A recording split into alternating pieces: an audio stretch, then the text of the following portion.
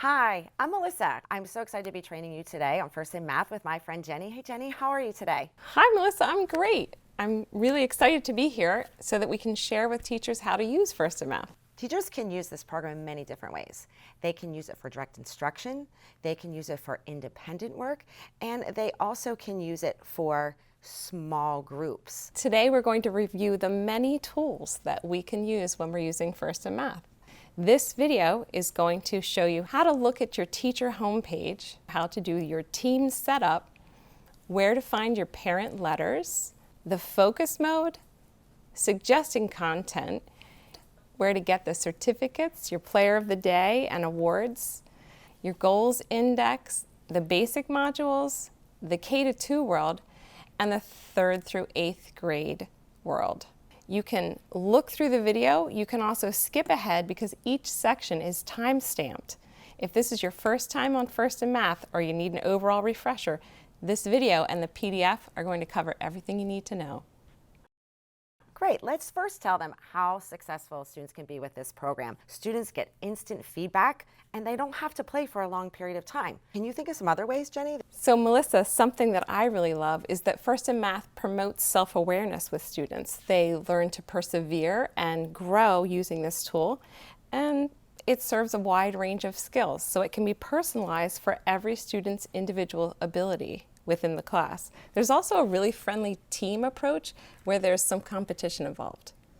Great. I think the best place for us to start is the teacher homepage. And we're going to look at this middle column and we're going to go through the assessment reports, how to manage your team, how to focus content, how to suggest content, how to recognize your students. We have lots of tools there, lots of free resources for teachers. And we have a whole section devoted to family connection, and always, if you need to come back to the website, we have lots of tutorials there for you. So we're going to take you through all those components and a few more things and show you more about how this program is going to work for you as the classroom teacher and how it's going to work for your students.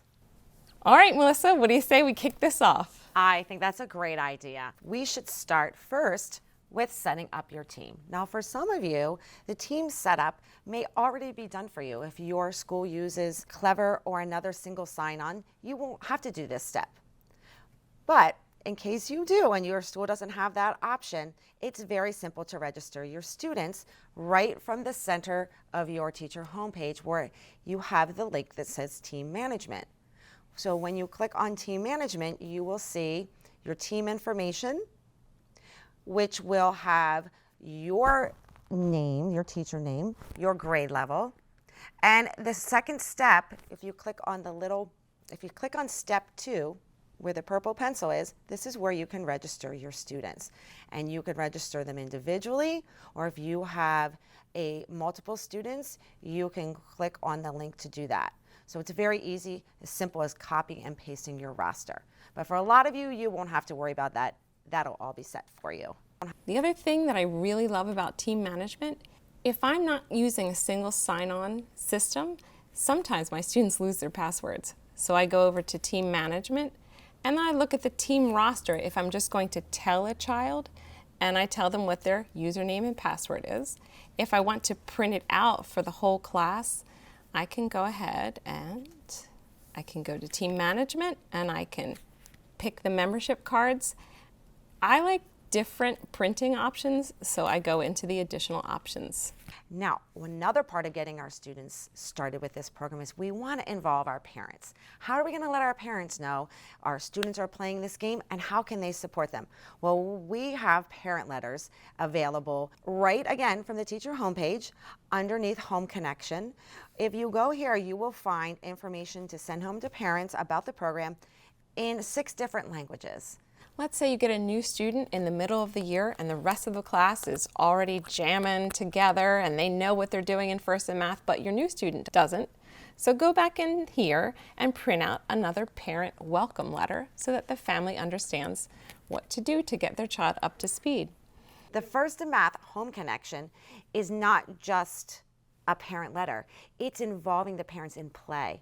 Parents get a username and ID to play along with their students, and they can compete as a family and earn stickers. It may be a younger sibling that may want to play along. It doesn't just have to be an adult in the family. Have you had that experience with families playing along with their students? Melissa, not only have I had that experience, but I've done that along with my student as a mother. The neat thing about the family link that you can see right here on the bottom right is that you get the family link, you click on Show Password. That gives you the username and the password. Someone from anywhere in the world who's a family member can play along with you. Now, do their sticker account change the student sticker account? That's a really good question.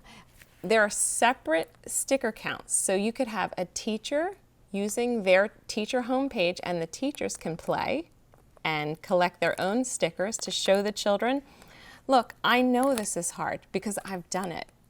This is not easy, but it's really fun. Hey, did you play that game? I earned 5,000 stickers. So there's a teacher and educator sticker count, a family sticker count, and an individual student sticker count, along with a class or team sticker count. Jenny, let's help our teachers find where they're going to be able to monitor student growth. It's really helpful if you just look at your teacher homepage from the top to the bottom with us right now and start with the assessment reports. I love the assessment reports because the assessment reports tell me what my students are doing. So if I were to suggest some content, I could come in to the assessment reports and I could check and see who was able to work on that part. I can check the sticker count and see who was playing, and I can see how long they were playing. So the sticker report tells me how many stickers my students have earned from a day ago to up to 3 weeks ago. So if I've set my students' goals to be working on, 10 stickers a day, or, where we're working for 100 stickers in a week, I can come here and I can get a quick overview of that. So this is a report that I would use often. Is there another report you would use a lot, Jenny? Well, before we talk about that, I absolutely love that in the sticker assessment, I can click on it and then I can easily switch the report so that I can see who played the most and I can see who played the least. So that just gives me a really quick range of what the kids were up to over the last day, as you said, or the last few weeks. The other important report I find is the Just the Facts. I just was looking at sticker count and I can toggle right to my next report I'm looking for, Just the Facts. This is a report that gives me pre and post test data on fact fluency. So this is a report a lot of teachers like. They get a nice graph to see how many of their students have taken the pre-test and the results from that compared to post-test results. And you can dive even further into that. We have more videos to show you more about Just the Facts. So if you want to know some more information, we'll show you where to find that video. Melissa, something that really saves me time, sometimes I use the assessment reports and I print them out. So if I'm going to be assessing my children on quarters or trimesters, I might pause and print some of these reports out for myself to conference with children, and we can set goals together. And sometimes I've even mentioned it to parents at a conference. This is a way we can stretch your brilliant child. This is a way we can help. Great, another great tool. Let's keep moving down our center column on their teacher homepage. We know we have a lot of assessment reports. We've talked a little bit about the team management. You may not use this if you are a single sign-on, but let's go to another important feature, the focus and suggest content mode. Now, when we first logged onto the program, your focus mode was set by the grade level you teach. But now you have the ability to change the focus for your whole class or for individual students. Jenny, do you want to show them how to do that right from the teacher homepage? Sure. Right on my teacher homepage, I can click on Focus. You can see that the focus is set to early. If I want to stretch my entire class, I can give them access to elementary, and it's as easy as hitting Save.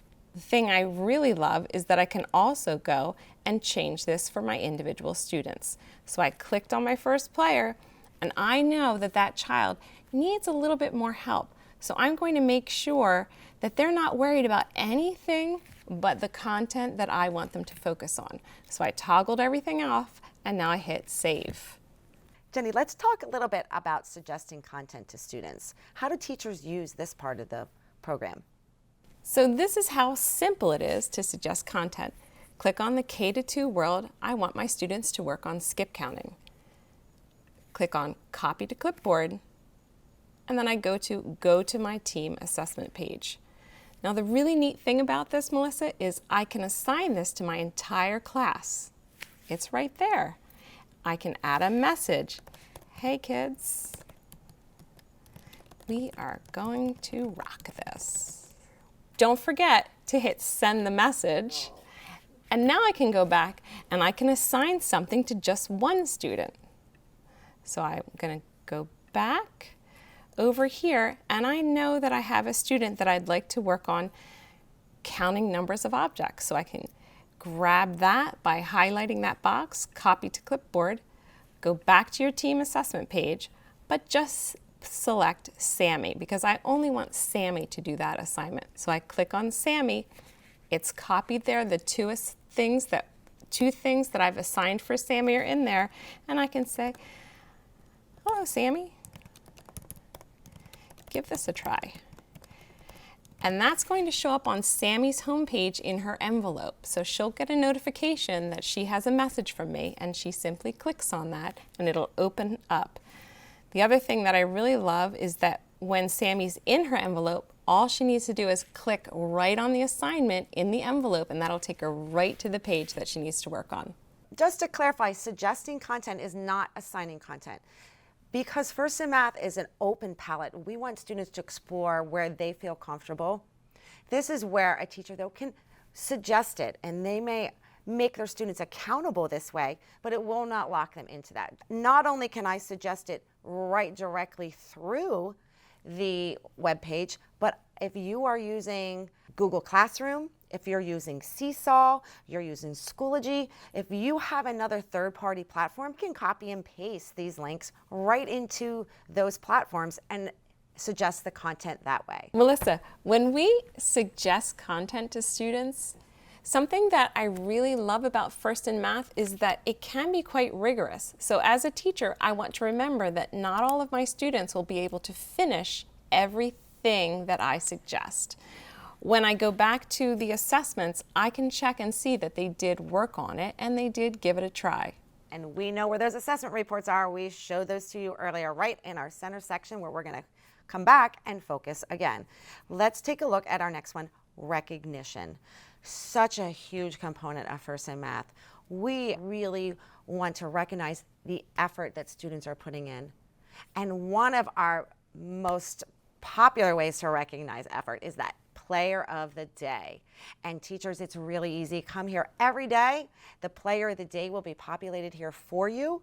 You don't even have to go searching for it.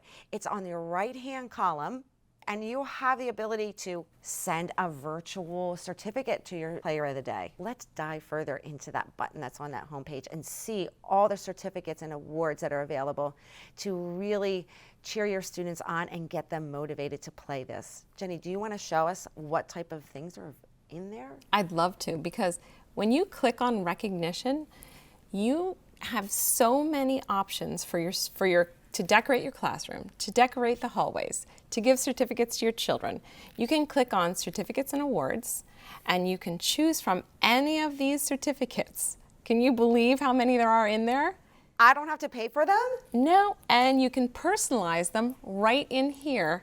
You just open it up, click on it, download it, and print it, and your children can go home with it. A lot of the teachers that I know spend a lot of their own money on all of these resources, but First in Math gives them all to you. You have graphics, Bitmojis, Wall of Fame displays, printable classroom posters. It's amazing.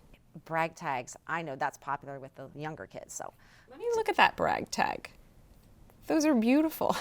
They're beautiful. Easy, print, laminate, and you're ready to go.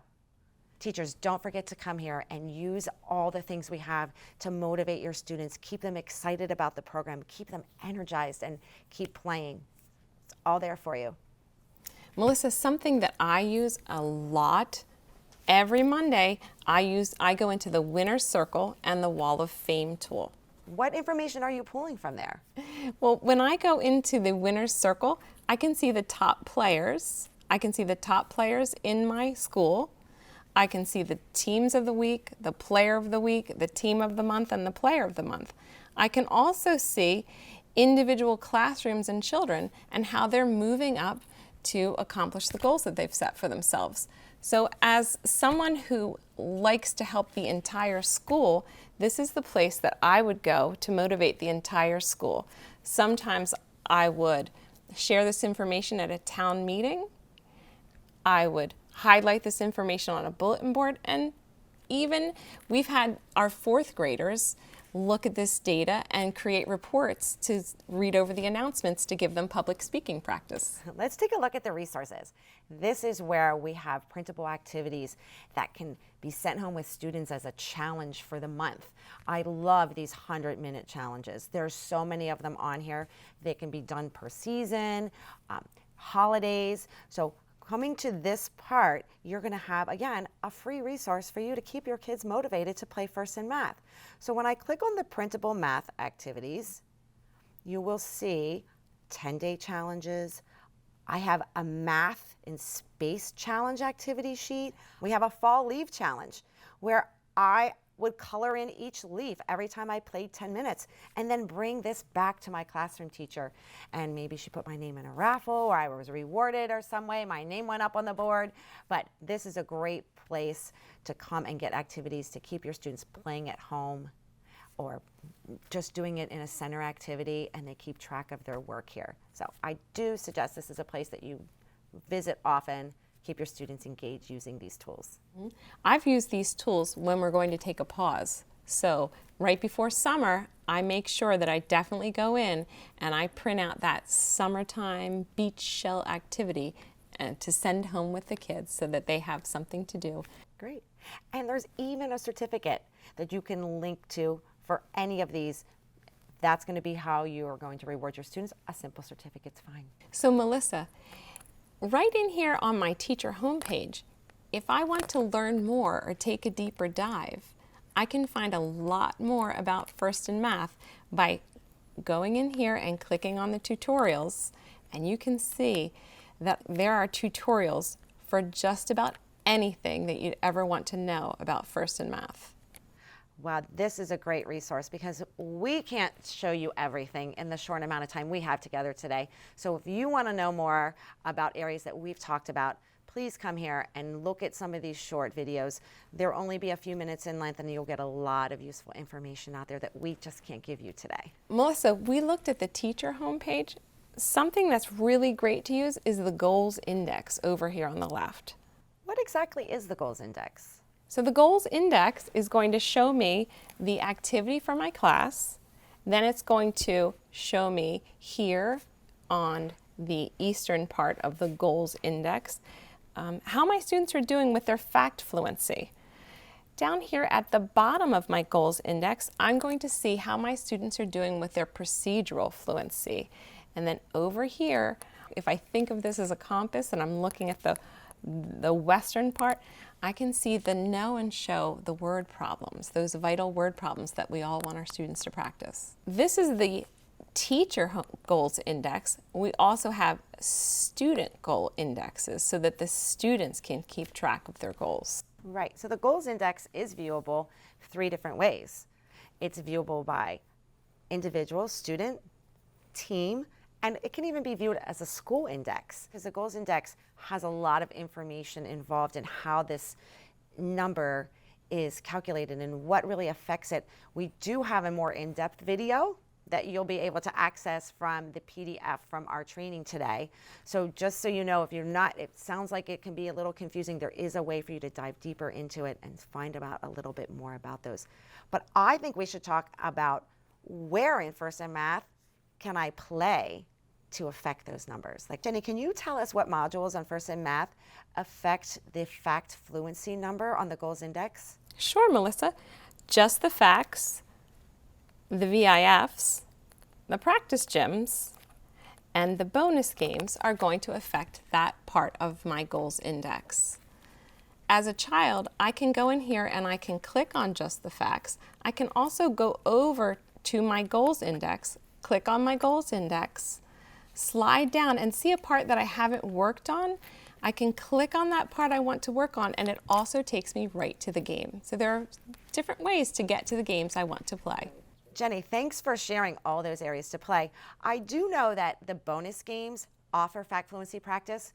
They don't affect that number, but it's certainly a place where students should be playing when they're struggling in those other games to help that number increase. So I would suggest they go to those bonus games, because if you remember, there's no timers in those games, and that's what makes that so attractive for that student who's probably struggling with some of their fact fluency, to go there and then come back to those just the facts, the VIFs, and the gyms to help increase their goals index score.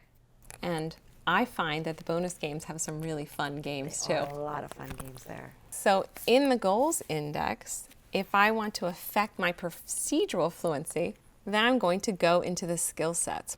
Jenny, the skill sets are a great place to practice the procedural fluency, using multiple operations to solve problems. A lot of people are very familiar with the 24 game and how to play that as a card game. This is where this is housed. This is where the game comes in, and we build on it. With each skill set grows harder and harder as we go. We might be using addition and subtraction, and then we add multiplication and division. And as they work harder up in these skill sets, they learn how to combine those operations with square roots and fractions and integers. Decimals. So lots of rigor built into this. This sounds really hard when you're saying it, and I'm fascinated that in the top 10 games, this is one of the top 10 games that children self-select to play a skill set. Right, because of how difficult it can be. But that just shows you students like to persevere. They want to get that sticker at the end, and they're working hard. That's what we love. A really important part of the goals index are the word problems, and they're called know and show. It looks like this blue circle to the children. So the child clicks on know and show, and they start with the easiest word problems first. The know and shows are divided into concepts. So if I want to work on measurement, I can click on you rule. Something I love about the word problems is that a child doesn't have to know how to read to solve a word problem. They can click on the sound icon, and it'll domino train? Read the problem to them. It'll also read the answers to them. And they can look over here in the pop-up glossary if they don't understand a term, and they can find out, what were they talking about at an acute angle? I don't know what that is. Oh, it explains it for me in the glossary. Great. Another great thing that this has is, if a student were to give an incorrect answer the first time, they get another chance. So if a student answers incorrect, it's almost like, all right, let's give it another try. You have 3 more choices. So it does allow them the ability to go back and try to fix their mistake. So I love that. Students can take ownership of their own learning from their homepage by clicking on their goals. In their goals, the child can see for themselves how many stickers they've earned and which part they might need a little more work in. So if a child clicks further into their whole numbers, right away, that child will notice that they've finished all the addition practice and they haven't really done any subtraction or division. If they want to start working on subtraction, they can get to the games that they need to know or need to play to increase their fluency right from their goals page by clicking on it, and it takes them right to their whole number gym in subtraction number 1, and they get started. That's my favorite thing about the My Goals page for students, is they can work right from this page. And as the classroom teacher, if every student pulled this up quickly, you got a great visual as you're walking around the room. Before they start, everybody pull up your goals page. We're working on whole gym fluency and work from there. So it's a great, quick way to get into the program and use a little more focus as where they're playing. Not really suggesting the content for it, but focusing where they're going to play for that day. So maybe their goal is to complete 2, 3 subtraction facts, and they can watch those little bars get colored in as they complete them, which I think is a great visual tool for them. Melissa, did you know that in the VIFs there's a section where students are directly instructed? So when you click on to addition, and you go into the beginning of the VIFs, a child is going to get the opportunity to watch this short video and have instruction about the very important facts. Once they watch the video and learn about their very important facts, they're able to practice them. So it's learn and practice. Learn and practice. Melissa, I'm really interested in just the facts. What does that mean? I think we talked about that earlier when we were going through the assessment reports. Just the facts is a great tool to get pre and post test data. So let's take a quick look at that. This is where you can go and give students a quick 5-minute time test. It can be on whole numbers, fractions, decimals. So let's just take a look at the whole numbers, because this is a great place to start. Even if you're a 5th or 6th grader, I always suggest you start with the whole numbers. How this game is played is students start the timer, answer questions. If they're correct, it will turn blue. If a student would get it incorrect, it will turn purple. Then after this, the teacher now can pull this exact report up, and they can see which facts they got right, which ones were wrong, and if that chart still has those orange squares, that means they ran out of time. In here, the first time the students take this test, it's considered a pre-test, and the score they get on this test is going to go in that assessment report, and it's going to stay there as a pre-test score. So once that's populated, every time they take this test again, that post-test score will be housed in that assessment report. Most likely they're not automatic yet with their facts, but I can see their pre-test, and when they take it again, I can use it, compare it side by side. So this is a great quick assessment of fact fluency, and it can be given multiple times, beginning of the year, end of the year, however you want to use it. Do you use this? I use it all the time, and I print them out so that I can conference with the students and we can set goals. We can also see growth over time, and they're really proud of themselves at the end of the year. Melissa, I'm curious about the bonus games. The bonus games have so many activities for students to play without timers for them in there. A lot more activities will open up as you complete the skill sets. I think we mentioned that earlier. Getting that game 1 done of the skill sets is going to allow you to play in more areas of the bonus games.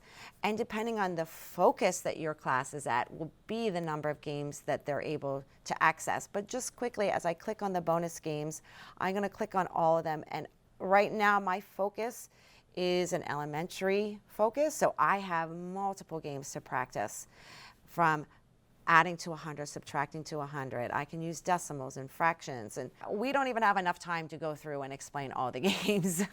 We would be here for a long time.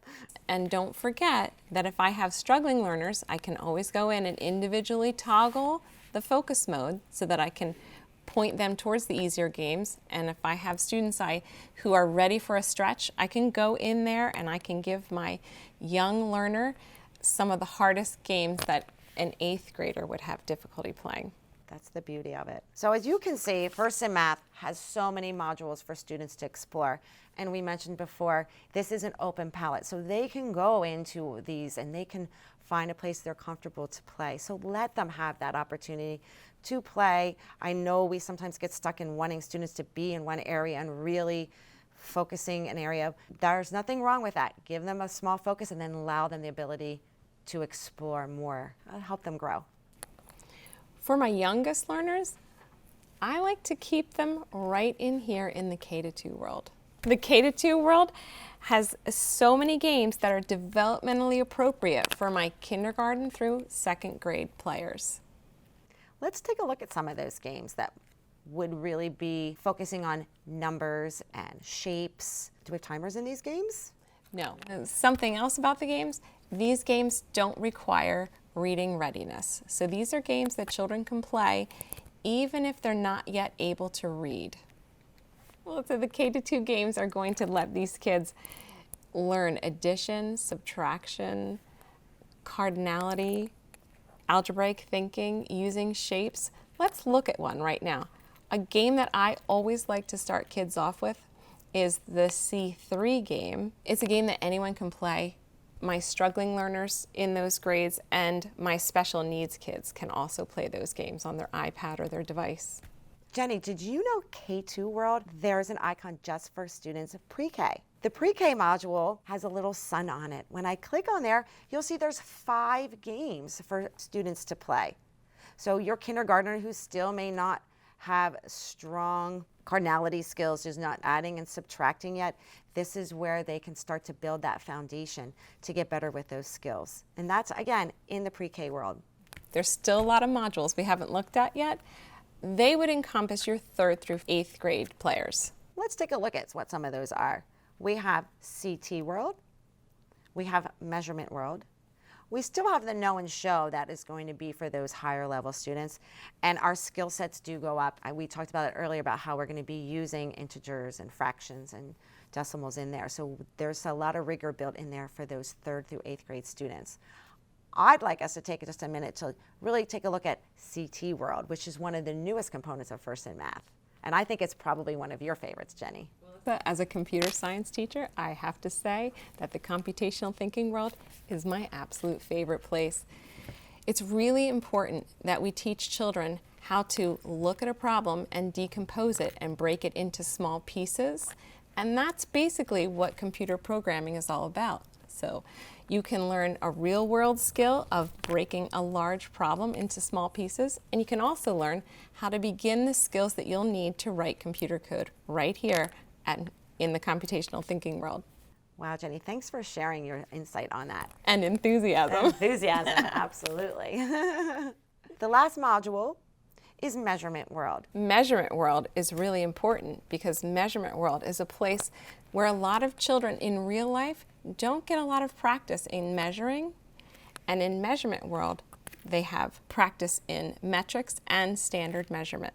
And we also cover time and money, all those things that are real life skills that our students need a lot more practice with. We have covered all the modules in First in Math.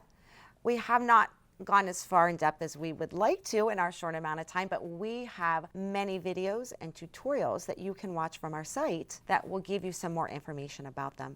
Jenny, maybe you could show them again. Where would they find that information?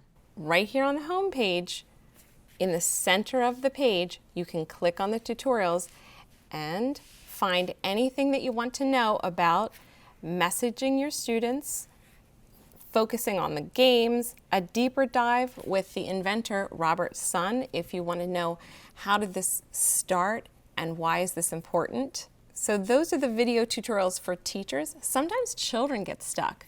Did you know that there are also tutorials for children? I'm not going to lie, Jenny, I've had to watch them myself sometimes to help me learn how to play the game. And that's okay. Teachers, if you need to watch a tutorial to learn how to play the game, you can do that. Every game for the children has tutorials right at the bottom of the game. So you just slide up a little bit. A lot of them are video tutorials and written directions. So you can read through, and that's where children, sometimes some of your really strong math students, they want to know how many stickers will they get for playing this game and how can they maximize their stickers. And this is where they can go through and find out how many stickers they're getting. Now a sticker, we call it a sticker. A sticker indicates how much math a child has done. So generally speaking, a sticker is about 3 math problems. We've covered a lot of material today, Jenny, haven't we? We sure have. We are so thankful that you're spending the time to learn the foundation to get First in Math working in your classroom and how to use it effectively. Jenny, do you have any hints for teachers as they move forward to make this program better in their classroom? I would say jump in. Yes, this video is going to really help you, but the best tip that I can give you is just jump in and let your students start playing. Try to set small goals. Have your students try to play with them 15 minutes a day. That's going to be a short cycle of play and the children will get instant feedback and they'll start to feel right away that their fluency is increasing using First in Math. Thank you for spending time with Jenny and I today to learn more about First in Math. We're always available by phone or email, so please reach out if you have any questions, even to share successes you're having in the classroom. We love to hear those stories.